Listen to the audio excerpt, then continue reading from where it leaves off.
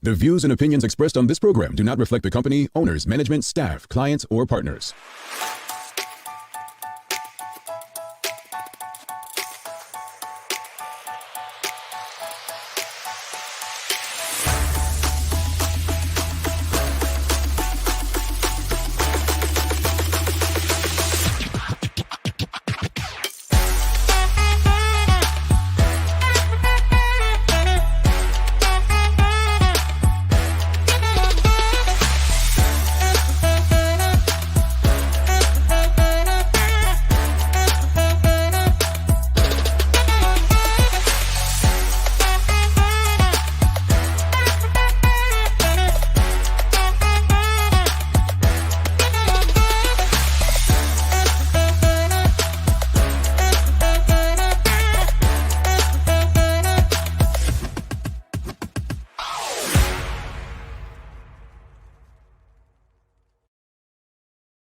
It's Tuesday, the 5th day of October. Welcome to the Daily Hour, brought to you by Medical House One Communications and Lindos. I'm Jamal Hartman, along with Michaela Ian and Leonard Lambert will be with us in a bit to bring you the latest in her news break, brought to you by People's Pharmacy.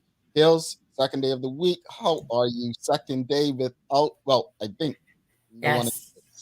Yes. I mean, I wish I could say today is amazing. I'm not feeling my best. However, I am here and I'm going to show up and give you all 100. Yep. See, I would have never known she weren't feeling her best, folks.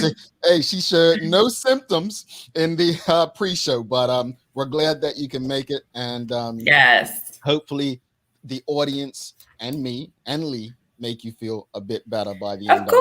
Of course. Good morning, everyone, and thanks for making us part of your daily routine. A good one today as we focus on mental health over the next few days. So we're going to begin with Gwendolyn Creary.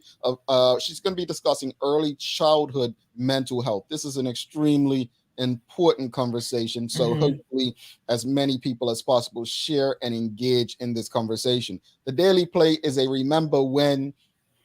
So we're going back a bit, and I'm not quite sure Michaela's gonna get this one. I'm not. You're trying to just bill me every day this week? That's what we're doing? No, it's this one might be tricky. I think the only people that will get this are people who have been local football fans since the 80s. Yeah. Okay. Yeah.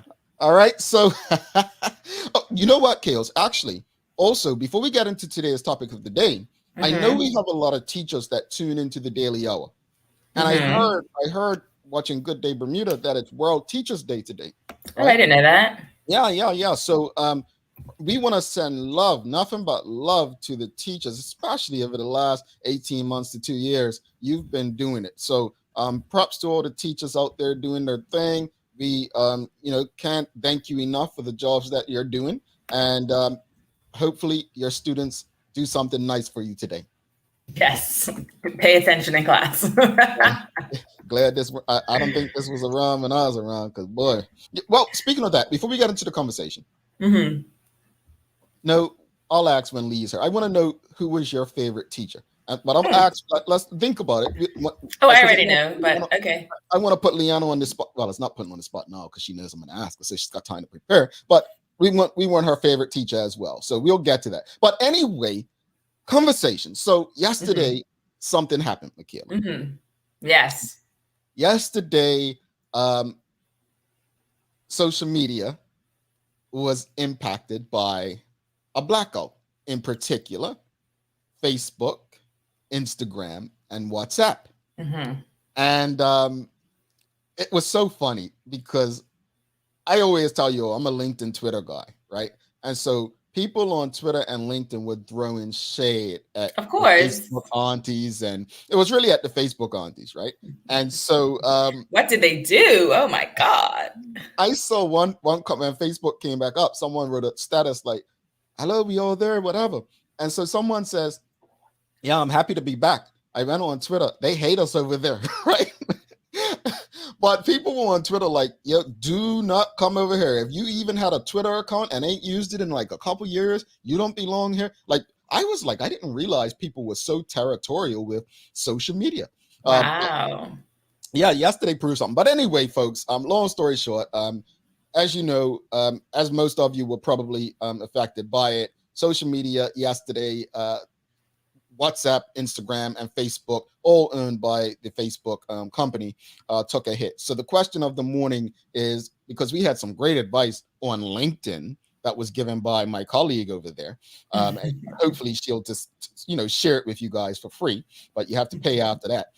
She says, so how were you impacted by the social media blackout yesterday? Did it bother you? Did it impact you at all? Like, did you notice? How were you impacted? Now, from a business standpoint, yeah, it impacted us from a business standpoint. I think so many people use social media for leisure that they don't even think of the impact that it may have on companies. I read on one of the business websites that even Zuckerberg lost $6 billion yesterday, just from the blackout. But how were you impacted, Kales? I mean, for me, I do market on social media. I was planning to take a bit of a break this week anyway. So I put up one post yesterday on Instagram and Facebook, and then I did like a story series, which I will have to repost today because it got no traction. But I wouldn't say that I was impacted negatively. And I say this because I focus on video marketing. Like, that's my thing. I teach people how to be great on camera so that they can create an amazing video marketing strategy for their business to increase their visibility, to increase their revenue, all that kind of stuff, right? And so for me, what I did, once I realized everything was down, I made a quick video. Like, I literally just stood up in my hallway, held my phone like this, like nothing serious, filmed a quick video, wrote a couple lines in an email, popped the video in it, and sent it to my email list. And guess what happened? I booked a client call from it. Really? Congratulations. Yeah, thank you. But it's just like, you cannot put all your eggs in one basket. So I use social media for business. Yes, I do doom scroll sometimes. I'll be honest. I love to be entertained, as we all. However, I learned a long time ago that you do not own your social media accounts. You don't own them. So if you are someone, like, there are a lot of people in these Instagram and Facebook streets, and they're like, you can get all your clients on Instagram. All you got to do is DM people. You can get all your clients in Facebook groups. And it's like, if that's your sole strategy, if you're putting all your eggs in the Mark Zuckerberg basket, then you're going to fail, because you need something that you own. You need an email list if you have a business.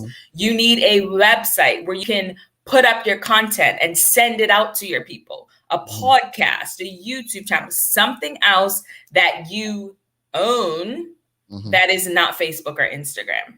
Yeah. No, I think there's some key reminders right there, folks, is you have to, like, people will act like a website is irrelevant at this point. It's not. And I say this because my website was hacked and has all this malware, and I'm having to deal with my website being cleaned up right now, and I cannot do anything on my website. And I'm like, Yeah. I want to share some comments in the audience, but I also want to go to our Twitter, because our dear friend Carla John shared something very complimentary. He said, Carla John tweeted, "When Facebook, Instagram, and WhatsApp are all down at the same time, and you realize why the Daily Hour is available on so many platforms." Listen. Well, folks, I keep telling you all to subscribe on YouTube. Make sure you follow us on Twitter and Instagram, all these places. Why? Because you don't want to miss the next great, important conversation. And this is the thing. Like, when we go back to talking about business, I know of someone who was due to start a challenge on Instagram yesterday, had like 10,000 people signed up for the challenge, couldn't start the challenge. So that's affecting their pocket, right? And then you have people who were going to launch a program by doing an Instagram live or a Facebook live, and you have people ready to come on and you can't do it. So we cannot rely on these platforms. We've got to do our own thing. You've got to, if you want to do a big launch or whatever, you need to send your list a link where they can you can take them off social media, as much as I love social media, it cannot be the be all and end all. Exactly. Let's go to the audience. Here's the question. How were you impacted by the social media blackout? Let's go to the comments. David Michael R. Wilson says, I noticed but was unfazed. Karen Simmons says, it did not impact me and didn't notice until later in the day. Monica Dunstan, I wasn't impacted at all, aside from trying to post to our school account. Angelina and Rachel Kills. Was not impacted too much, but I did find about BIP. I don't know what that is. Okay, before we go to Rachel, so BIP. Folks, there's Signal, there's Telegram, right? BIP's just another one of those, right? I know myself and the Good Day Bermuda girls, we have a chat group also on Signal, right? We've had that since we started along with WhatsApp. Why? Because WhatsApp goes down, we can communicate there. Say that to say, like, there's numerous apps like WhatsApp out there. Oh, yeah. Telegram and Signal are probably pretty well known. And now there's BIP. Well, there's also Boxer. There's so many, but I'm just like, the problem is convincing everybody you communicate with regularly to join get them over there. Yeah. Rachel. It took me a while to notice something was happening. It didn't impact me though. Yeah, Sam Cat Place. Good morning, not impacted at all. The kids were on Zoom school. I was on a vacation day. I'm packing my new house, so the break was welcome. There you go. Congrats on your move. Kashana Peniston says, I enjoyed the break. Sorry for the business, but it was fine for me. Philip Trott says, preach kills. I've long believed YouTube was a better platform than Instagram anyway. Also, a website is a must-have. Your Facebook page is not a website. I forget who it was, but a person used to always say, as good as Facebook and as useful as Facebook is not the internet. When people think about the internet, a lot of people actually think Facebook. It's great. It's a great resource, but there's an internet outside of Facebook, folks. My hope of yesterday, though, is from a business standpoint, that people understood that they don't control or own as much as they believe they do. That's one. And from a personal standpoint, I was really hoping, like, man, because I don't post on Facebook like I used to. It's just from a business perspective, yes, we're there every day. We're there right now, right? Yeah. But from a personal perspective, I'm just not there. My go-tos are LinkedIn and Twitter. And this is not to say those two sites can't go down, right? But we haven't mentioned something. The 60 Minutes episode on Sunday. Oh, with the whistleblower? Yeah, and people are trying to draw the, this is too coincidental. Folks, it is coincidental, but sometimes it might be a stretch too far. It might be, but also as of like 6 o'clock yesterday, Zuckerberg had lost $6 billion. Yeah, $6 billion. Yeah, $6 billion. It's probably more because it didn't come back on until what, after 8? Yeah, when I read it late yesterday afternoon, it was $6 billion. Again, and then also, I don't know if people have noticed this, but Instagram has gone back to showing you chronological posts. Good. Which is interesting. I used to like it that way, not necessarily business, but Sonia Clark Hills.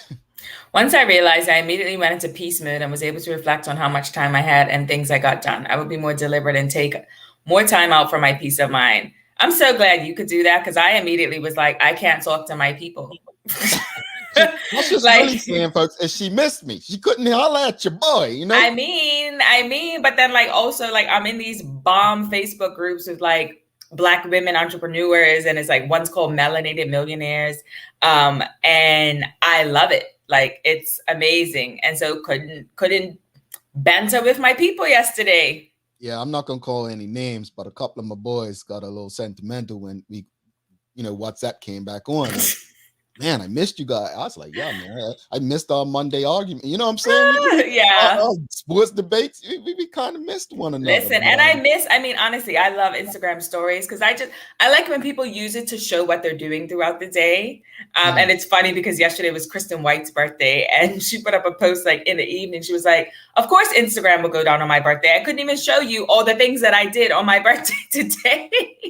And it's like, go out and enjoy it. And for yourself, forget everybody else. No, you can still enjoy it while showing the people what you're doing. Forget everybody else. They didn't need to see it, Kristen. let them hate from afar, just wondering what you were doing. Miriam Simmons, I didn't even notice, had to be told. Well, truth be told, I only realized I got a WhatsApp from someone and picked up my phone and responded. And then I realized, mind you, keep in mind, my phone has been on silent for over 10 years, so it never buzzes, it doesn't ring. I picked my phone up and I realized it didn't go through, but I didn't think anything of it because I was so busy at work. Then I went on Twitter and that's when I realized, oh, it's down. They're all down. Yeah. So I was trying to refresh Instagram because I was looking at this account and I wanted to see the comments and it wouldn't work. So at first I thought it was my internet, but everything was fine. And then I sent the group a WhatsApp and that didn't go through. And then that's when I was like, okay, this is all down. I didn't even need anyone to tell me because I'm always on them because I'm, a social media junkie, which I know is bad. But yeah. And then once I realized what was happening, then I got a notification on Twitter and I was like, okay, I see you all. All right. I think there's quite a few people that want to echo this here, Kales, the Chico. I wish Zoom were down. Listen, don't mess with Zoom. That's where I conduct my business. I mean, I could switch to like Google, whatever, but like, don't take away Zoom. No thanks. Indeed. Laverna Menda Kelly says, I like to go live while driving to work and home. It dropped me in the morning and in the evening, could not get on at all. Sam Cat Plays says, also, there's so much sadness this weekend. Yeah. So RIP post was needed. Nicole Walker and Michelle Whitekills. Didn't realize until later in the afternoon when a friend called and told me a well-needed break.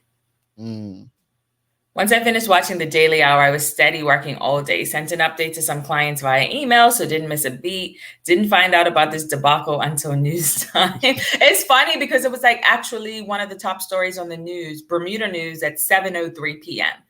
Indeed. And I'm sitting here like, we ain't got nothing else going on, that this is a top story in the news. Oh, okay. Yeah. I mean, bizarre. It's our topic. Top topic. Mind you, that we just knew what our audience desired. And Nikki Hartman says, your website is the home that you own. All these other platforms are places you rent. Philip Trott says, Twitter took a minor hit as well because of an increase in traffic. I did notice Twitter did slow down on me at one point. So yeah, James Birch Kills. The biggest impact was enjoying the hilarity over on Twitter. Yeah. Apparently TikTok was popping yesterday too.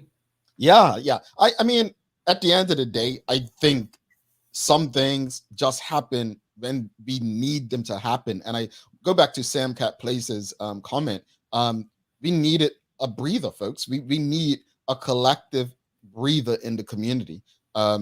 It's some of the things that you see on a daily basis. And so let's just be honest, it's routine. It's not an addiction. It's just routine for most of us to literally check our social media. Well, it's doom scroll. It's doom scrolling. It's just sitting there and scrolling endlessly with no purpose. And I am very guilty of this. Like, I'm not going to sit here and lie and be like, oh, it was a great break. It was not a great break. It was not the peace that I needed. No, I am like, social media is a huge part of my life. I am in online marketing. Without social media, I wouldn't have met the amazing people that I know. And, so for me, thank you that you're back. Don't do it anytime soon. Please. And without social media, we would not be here. We wouldn't. So people could try to knock social all you like miss me with that. Miss me. Yeah.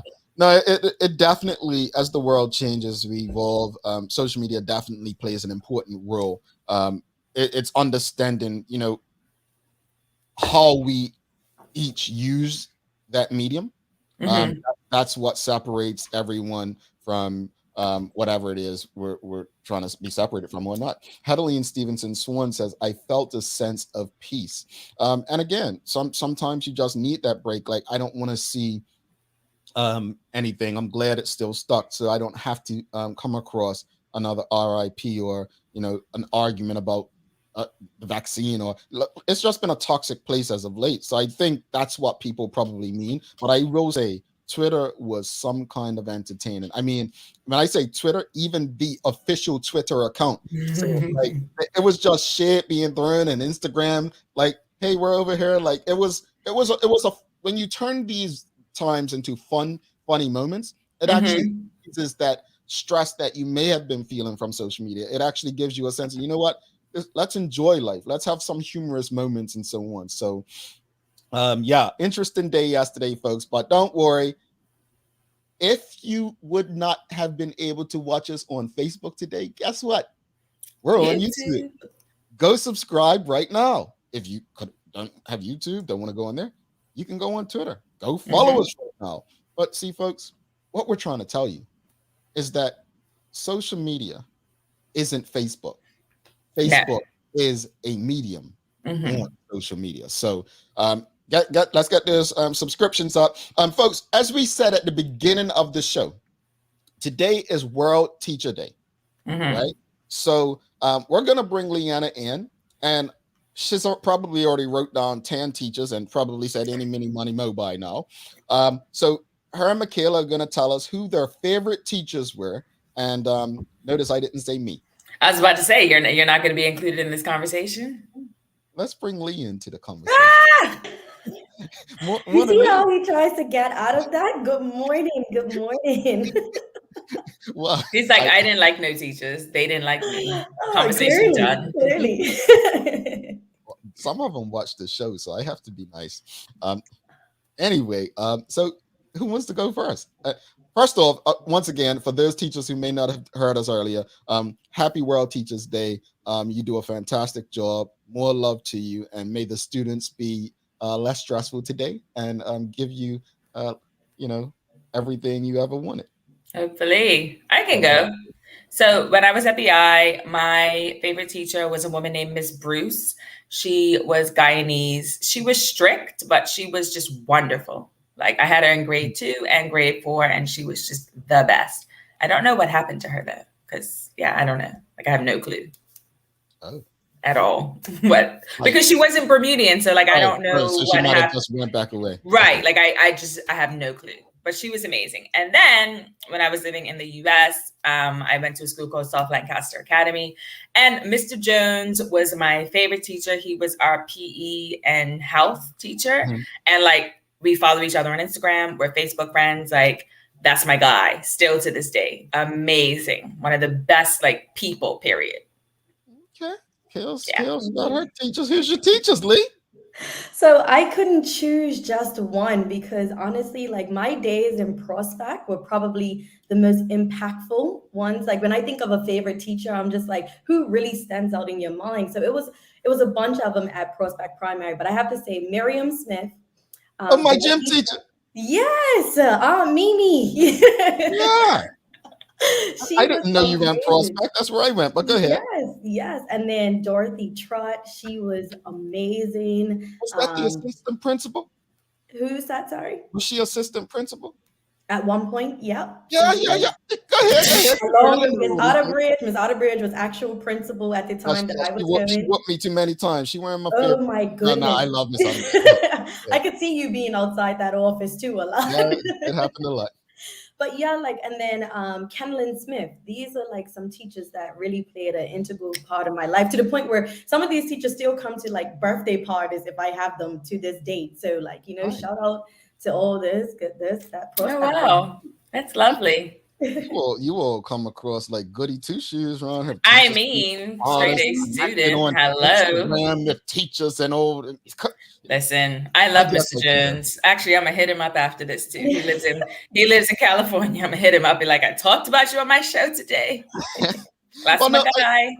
I had some good teachers. I always speak about Joanne Tucker Smith. She was the last teacher I think I had in English in Cedar Bridge. She was very impactful in terms of teaching me how to write a research paper. And it's not, I can tell you, as the world's evolved since then, it's still not going on the internet and just writing what aligns with your beliefs. She was one I remember. And then there was so many. What I find interesting is when we speak about teachers, like men, we don't discuss a lot of men. And I remember my primary one teacher because she had that much of an impact in my life, Ms. Daya Tucker. And I just, as I go through them, I'm like, yeah, they weren't too bad. It was probably me. But then I realized, no, it wasn't me. It wasn't them. It was the system. Yeah. So, no, I think every teacher, even though I may have given them hell, even though I may have not been the best student in this due to the circumstances, they've played a role. Some of them do watch this show. And I'm thankful that they don't look at me as that devil they probably saw me as back then. I'm thankful Jesus. that Nuisance. proud of what they see. So it's so funny how we say that there weren't a lot of men. Like in my high school, all my teachers were male except maybe one or two. Nice. All of them. And I think I'm Facebook friends with all of them still to this day. I don't want to forget the male teachers. That I had amazing male teachers. Yeah, Mr. Johnson at Prospect, Mr. Osborne. See, I was just going to mention those are the two gentlemen in particular I was talking about on Facebook. I know they watch sometimes, but Mr. Johnson, look, if there was ever a more I was the smallest student always. I mean, I'm about 6'5" now, but I mean, I was very short when I was in school. So Mr. Johnson's foot was the size of me. He was an intimidating figure. But over you. He was such a good teacher. He had so much patience for a person like me. And, I guess that's why they remember you. But, Kale, I saw your face just now when I said I'm 6'5". Please don't. All right? Thank you. I mean, I just have no recollection of a teacher towering over me. Yeah. Ever. All right. I mean, like Mr. Jones is like 6'5" and I'm like 5'10". So I mean, it wasn't, that crazy. Tall. Yeah. So see us short people on this side. Short people. And over to Lee with the news. Real quickly before we go to news, we are a bit behind, but Shawnette Smith says, I remember Miss Smith from Prospect Primary. Yes. Oh, Miriam Smith, that was our lady. Larry Marshall Jr. says, my best, Devon Boyles, Kenny Thompson, Miss James. Yes. I saw Kenny yesterday too. I experienced Thompson. Rachel Couture, Miss Diataka never taught me, but she was one of my first mentors. She's amazing. Happy World Teachers Day. Nicole Walker says, my favorite teachers at St. George's Prep, Christine Morrison, Philip Spencer, Bermuda Institute, Mendel Hill, History and Civics, Frigga Simmons, French. Do not laugh at me. You ain't never stood next to me, Carla John. 6'5" all day. When Mr. Johnson spoke, you listened. Oh boy. Did you ever? One last one we have. I love Mr. Johnson and Osborne at Prospect. Look, folks, let's go to the news break because I'm gonna get myself in trouble if I don't. You all, especially in my height, I am 6'5". Whether you want to believe it or not, Lee, over to you.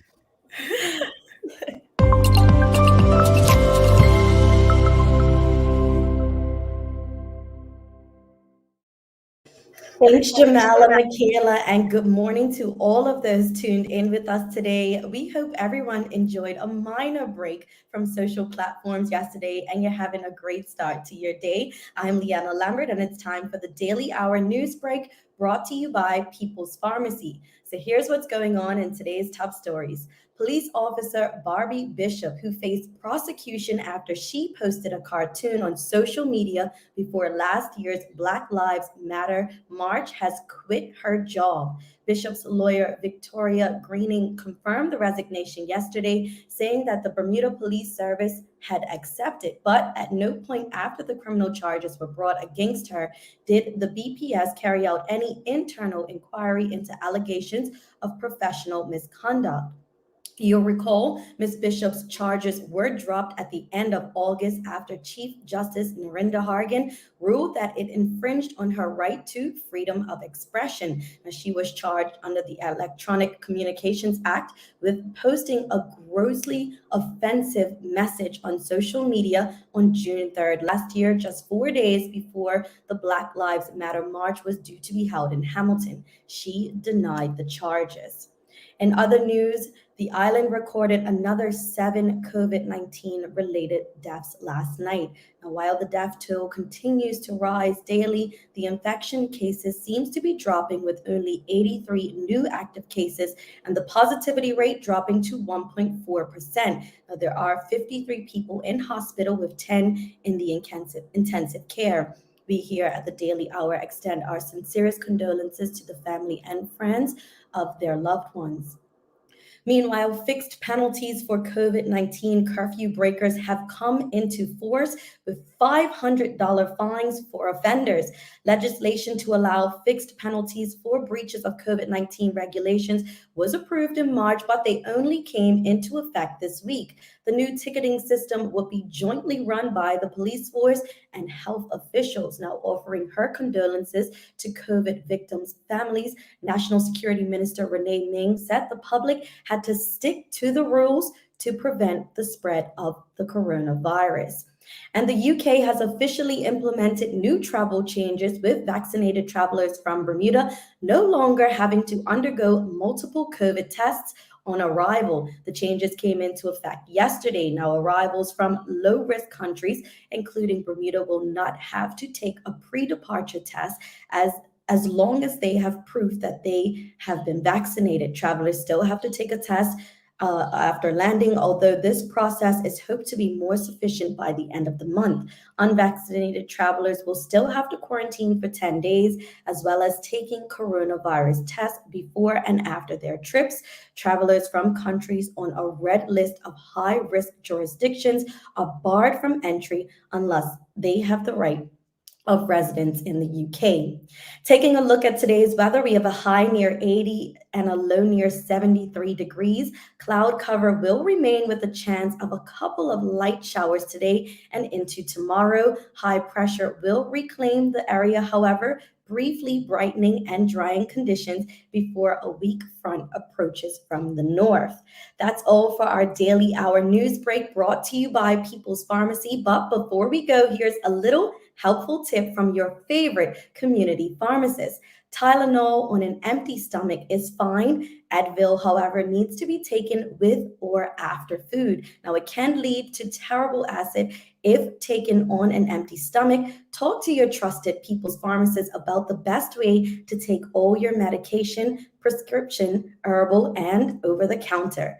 Now, let's head back to Jamal and Michaela in the studio for today's Daily Focus. All right, thanks so much for that, Lee. We'll have to talk a bit more about that the doll lady Barbie situation. The doll lady. Doll lady. What? Oh, Barbie doll. Okay. Anyway, this is why he ended up at the principal's office. Okay. Yeah. At least it served him later in life. Lee, thank you so much for that, and we'll see you tomorrow. You're most welcome. See you guys later. Bye, Lee. All righty, we're going to take a quick break. Do not go anywhere. We'll be right back after this. Perrier water has been renowned globally for over a century and a half. Collected from a pristine ancient mineral water spring in the south of France, originally bottled in a green pear-shaped bottle and distributed in Bermuda by John Barrett & Son Limited, Bermuda's foremost beverage distributor, refreshing Perrier water is the champagne of mineral waters. This month we're featuring a refreshing, delicious spin on the original. Peach, strawberry, watermelon, l'orange, pink grapefruit, lime, cucumber, and regular Perrier water in 500 milliliter plastic bottles. Lindo's. Why go anyplace else? Mom's celebrating her 70th birthday next month. Have you noticed her age is catching up with her? Yeah. Plus, she's having a hard time getting up and around like she's used to. I would sure hate to see her fall. At Medical House Limited, we can help make life situations easier. We have electric beds, motorized scooters, bath stools, walkers, you name it. Mom's been real good to us. We'll get her birthday and Christmas gifts from Medical House. Medical House has relocated next to the Dandytown Field, number 6 Bakery Lane, Pembroke. Telephone 292-3622. All right, welcome back to the big show. She's Michaela Ian. I'm Jamal Hartman. It's the Daily Hour brought to you by Medical House One Communications, Lindo's, and our friends over at People's Pharmacy. Without further ado, let's bring in our guest for the day. We're speaking about mental health. It's Mental Health Awareness Week, folks. And so our first guest is Gwendolyn Creary, and we're going to discuss early childhood mental health. So please join the conversation, share the conversation, engage in the conversation. Welcome to the show, madam. Good morning. How are you? Good morning. Thank you. Thank you. Good Thank you. morning.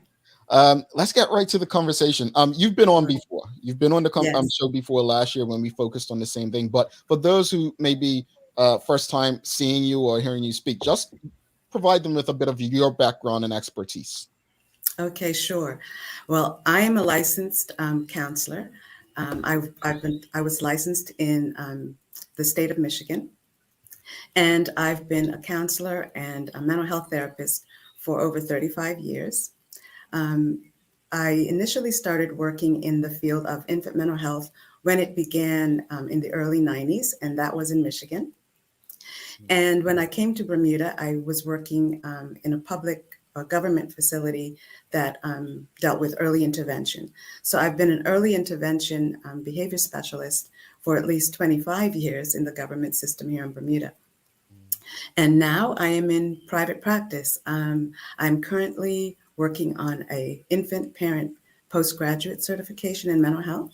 And I am in practice as parent guide, as an infant and early childhood mental health consultant and therapist. Indeed. And, based on your history, what you just explained, why is it so important to have conversations about early childhood mental health? It is very important because what people don't usually recognize is that one's mental health actually begins at birth. It is predicated on the experiences that people have or that babies have with their caregivers.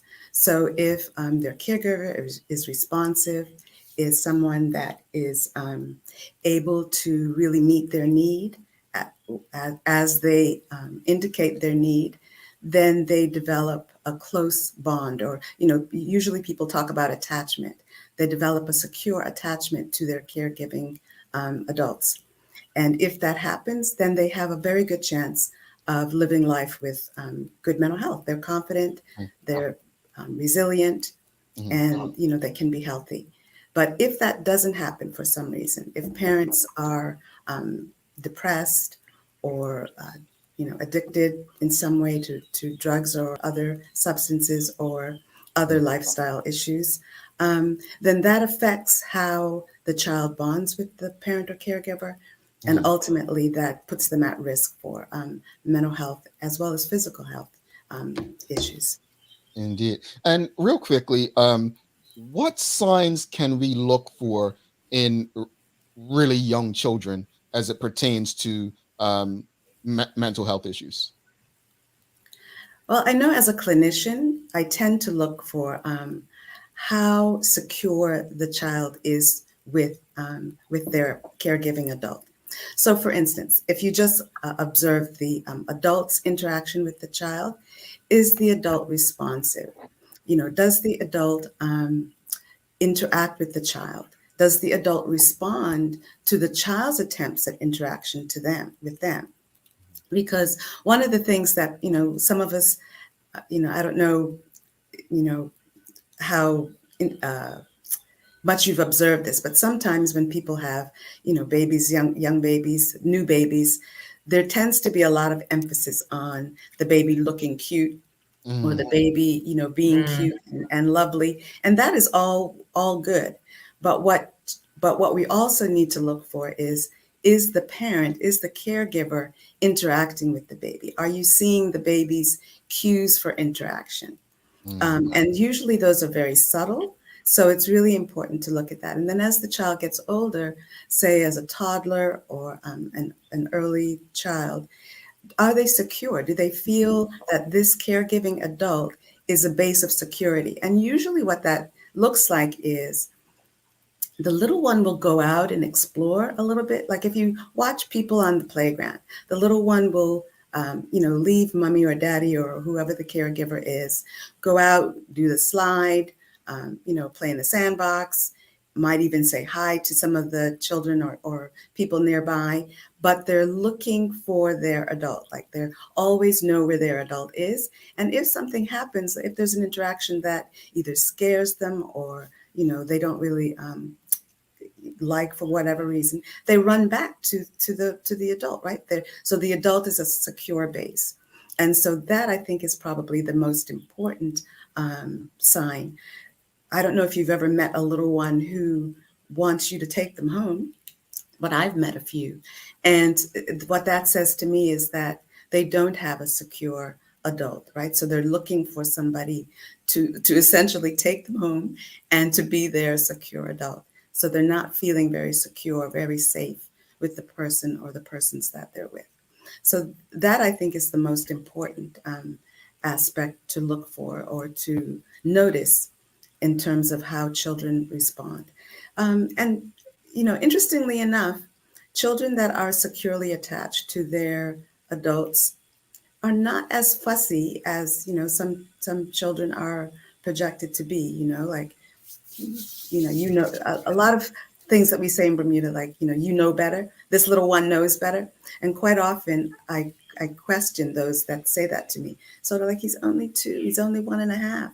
What better does he really know? Yeah. So when adults attribute when adults attribute adult behaviors to children, that is also a sign, a red flag. Very interesting. So can you let us know what help is available locally for parents who need help with their children? Sure. Well, there are, with respect to birth to 8, that would be me. Okay. I think that there definitely are other mental health practitioners. Most of them, from what I understand, work with children from 5 usually in terms of mental health services, either 4 or 5. But as I said, I specialize in infant and early childhood mental health. So I'm willing to work with families. I work with families from birth to 8. And to my knowledge, I'm the only one on the island that is practicing with children that young.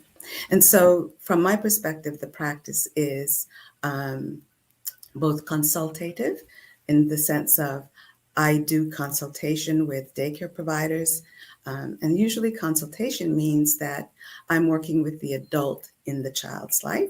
So that could be daycare providers, parents, just trying to figure out how to better interact, how to better organize the environment, how to better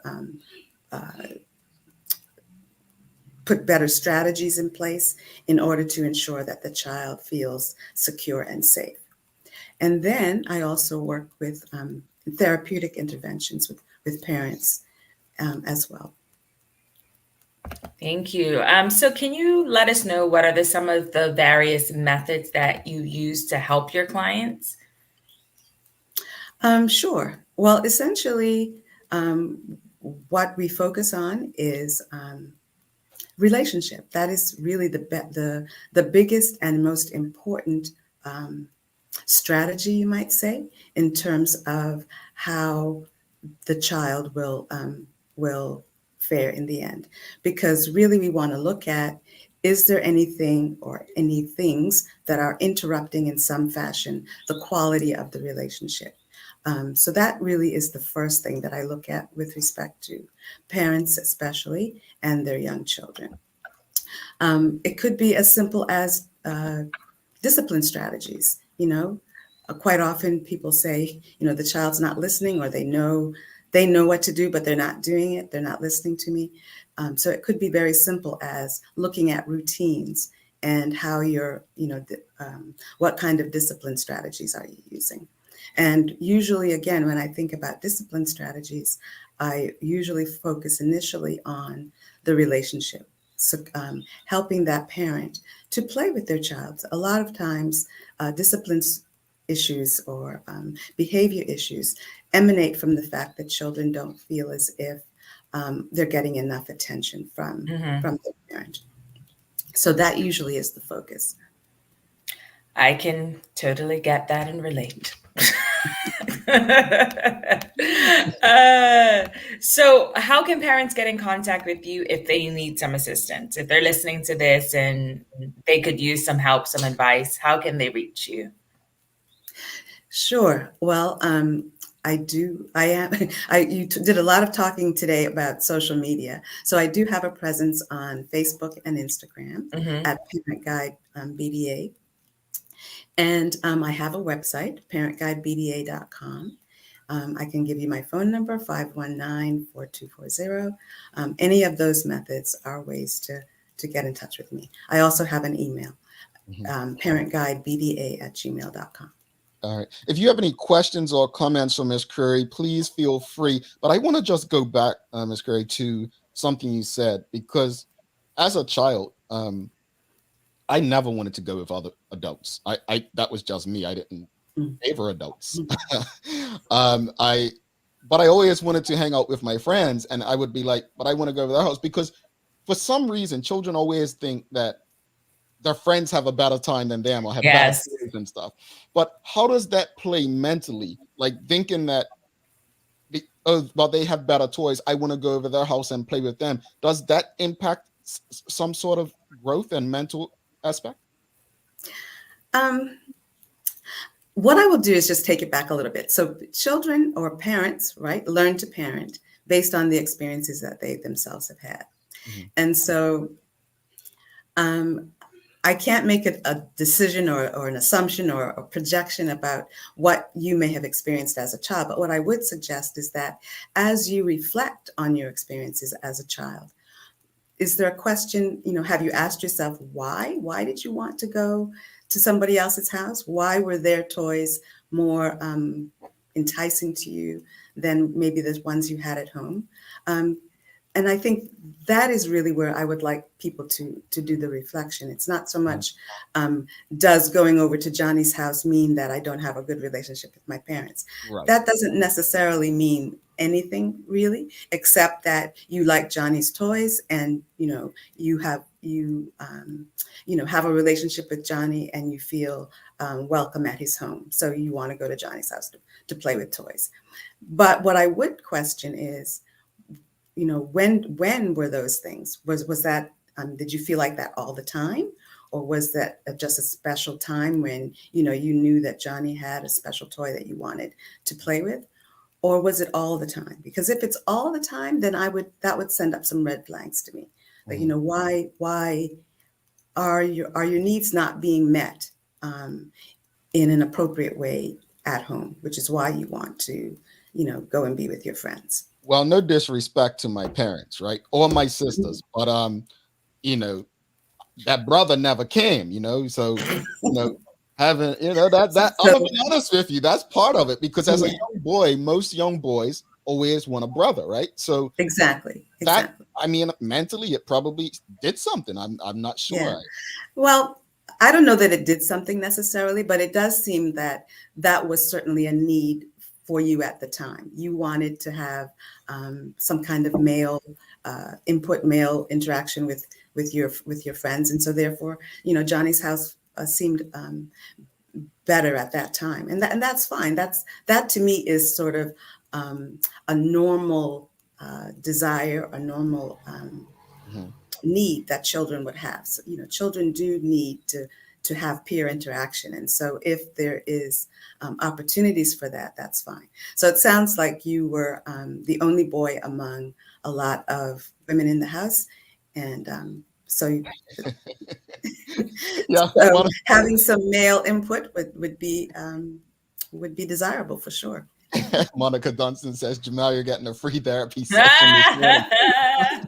Just putting it out there, just trying to understand it. Miriam Simmons says, well, very interesting. Looking back, that's how my boys were, never let me out of their sight. They still don't, and they're 30 and 32, LOL. But this is good info. Well, what about that? As children, their behaviors continued into adults. Is that normal? Exactly. Adults are just big children, right? So, and interesting, but the flip side is not true though. Little children are not small adults. Yeah. But I think adults are big children. And so it's interesting that Miriam said that, because I too had an experience just yesterday, and I'm hoping my son is not watching, but my son is now, a master's prepared law person, and started his first day of work yesterday. And last week, he asked mommy to drive him to work. And so I've been sort of contemplating what that really means. He and I have not had the conversation, but I did say to him on the drive to work, this feels like the first day of school. It feels like, the same, I'm having the same feelings, and I don't know if you are, the day that I drove you to big school, right? The first day that I drove you to big school.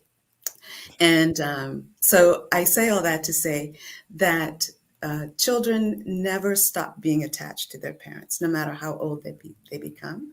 And that's a good sign that Miriam still is enjoying the attachment with her sons.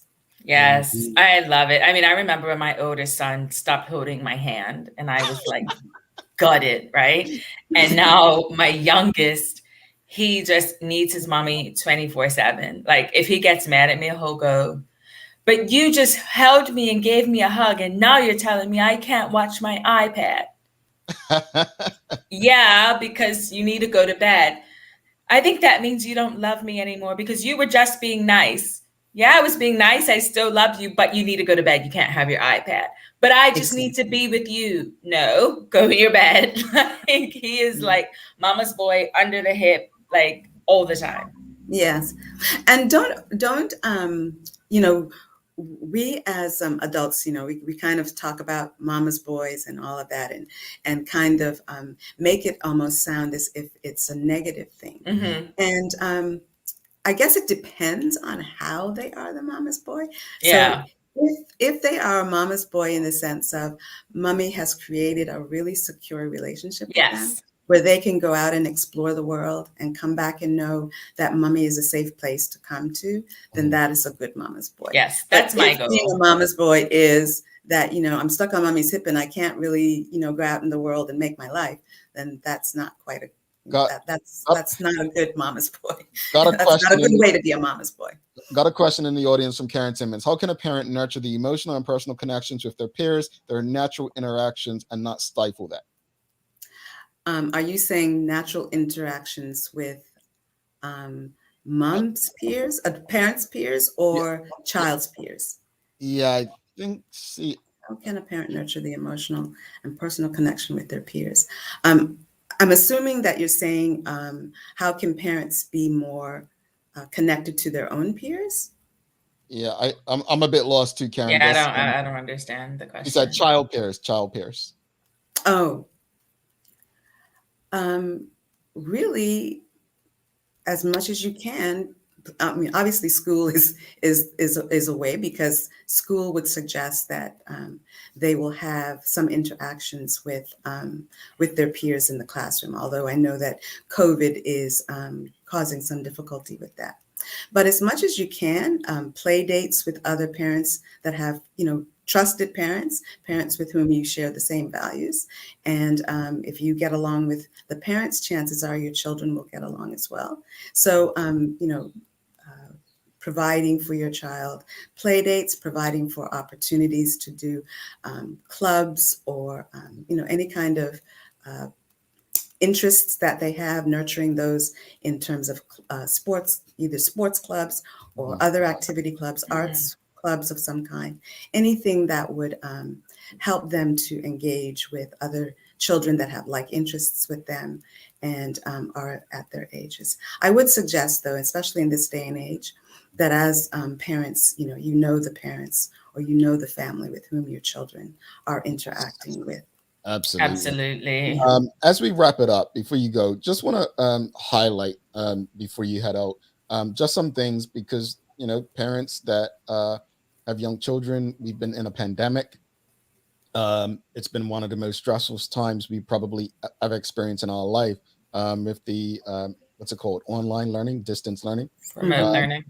Yeah, remote learning. You've had all that. What advice would you give to parents who maybe are being tested and have very young children who there was a story in the Daily a couple of weeks ago where a very young child, this is their second year, I believe, in primary school, and they've never had the opportunity to really interact and engage. Is there any advice you would give in a situation like that before we head out?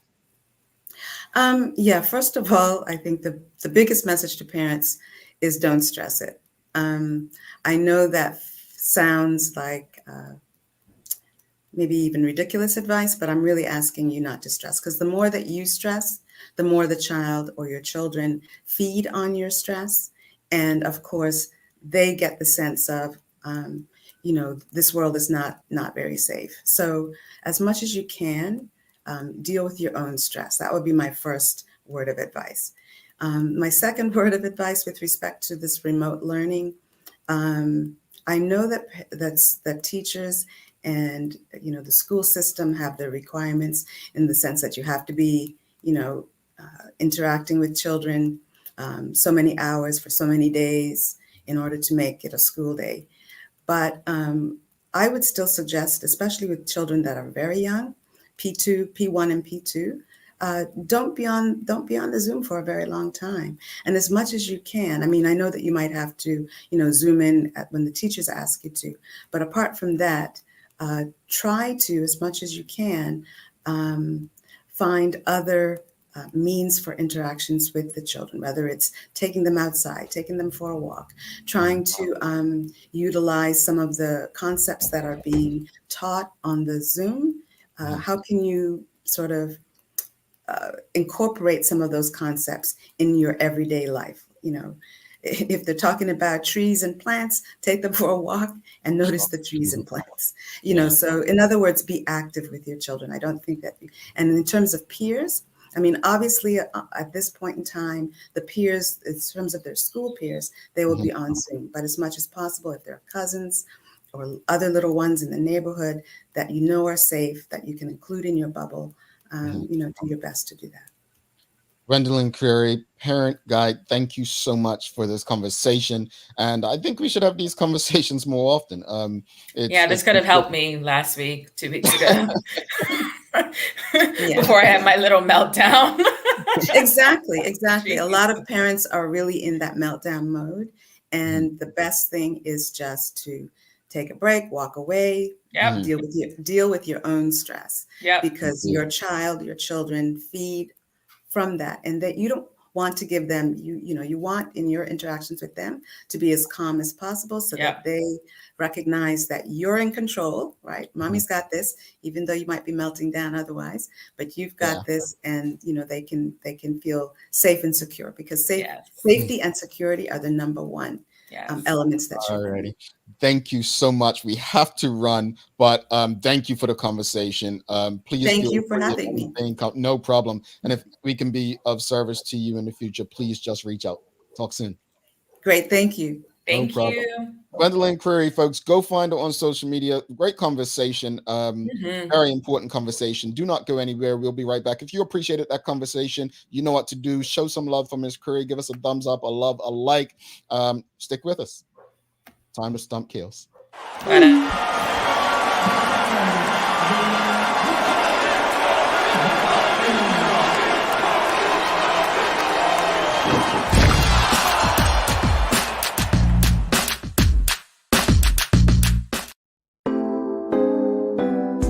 Same smooth sounds, different name. BCG Radio, home of Bermuda's most engaging morning talk shows, The Daily Hour and Good Day Bermuda. Download the app, available for Android and Apple devices. BCG Radio, your station for conversations and entertainment.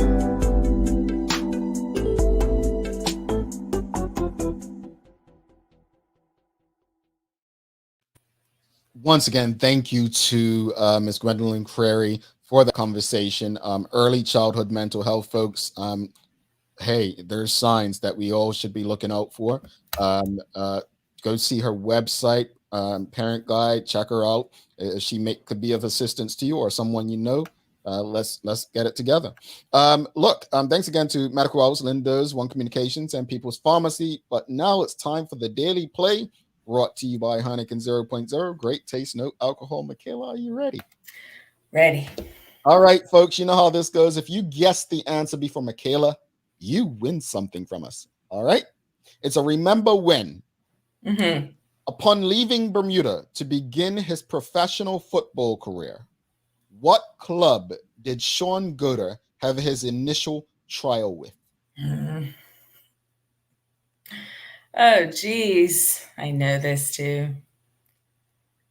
It's not West Ham. No. I don't know this. And I'm not going to Google it because that would be cheating. Yes, it would be. But surprisingly, everyone in the audience must be Googling because no one said it. But Vicky Abram wins it. She wins it. The name is Manchester United. Was it really? Oh, Manchester United was the team that he left. Hi, Vicky. Sorry, Yeah. Vicky's my old boss. Hey, Vicky. Hi, Vicky. I don't know, Vicky, but I do know. You know, Michaela, we know you. I didn't know that it was United. Well, okay. a lot of people don't know. It's Karen Simmons got Me United too. Actually, no, I did know that. I lie. I did know that. I did know. West Ham, Man City. No, it was Manchester United, folks. Yeah, it was. It was. Manchester United. I was fully expecting a different question. I know you were. Well, usually, see, Kills. I'm not going to tell you what I was expecting, but I was expecting a different question. It was related to Man United, but yeah. Okay. All right. Well, Sean Goder would be disappointed this morning. But anyway. He would be very disappointed. I apologize, Mr. Goder. What are your final thoughts in today's episode?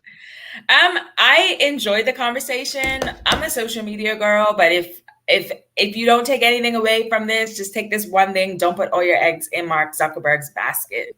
Diversify, own your own stuff, have your website, have an email list, have a way to be able to communicate with people, especially if you're doing business that doesn't rely on Facebook or social media. I love the conversation with Miss Creary. Again, I could have used this 2 weeks ago, but no, it was fantastic. Absolutely. Because we don't talk about, I wouldn't talk about the mental health of my 4-year-old. That's not something that, I think of. So it was definitely an interesting conversation and got the wheels turning.